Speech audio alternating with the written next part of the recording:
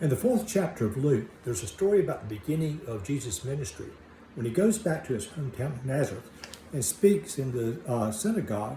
And there he reads from the scrolls the 61st chapter of Isaiah, in which he reads from the scrolls. It says, "The Spirit of the Lord is upon me, because he has anointed me.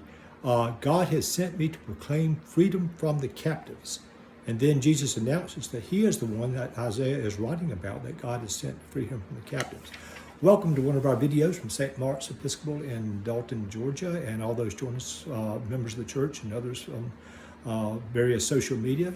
All of us have heard of Harry Houdini. He's probably the most famous magician who ever lived, and all of us have ideas about that. But strangely, Harry Houdini, which was a stage name, never considered himself a magician.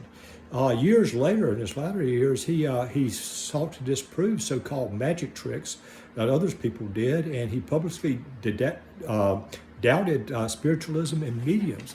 All that. Harry Houdini considered himself an escape artist.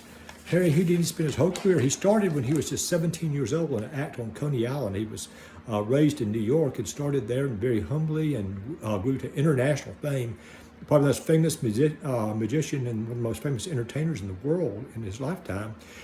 He was unmatched in his escaping from seemingly impossible situations, and I'm sure you've read about those or seen pictures of them. Early in his career, he created the Challenge Act, in which he would give $100, which was quite a bit in those days, to anyone who presented a pair of handcuffs from which he could not escape. In over 3 decades, no one ever did. Jesus' ministry was about liberation. His coming was a sign for all who were bound by sin. All of us are bound by the bondage of some type of sin. And we also all are bonded by other sins of addiction, hatred, jealousy, pettiness, envy, whatever. But all of us are bound by sin, and sometimes multiple types of sin. None of us, not one of us, through our own actions can free ourselves from sin without the help of the grace of God and of Jesus.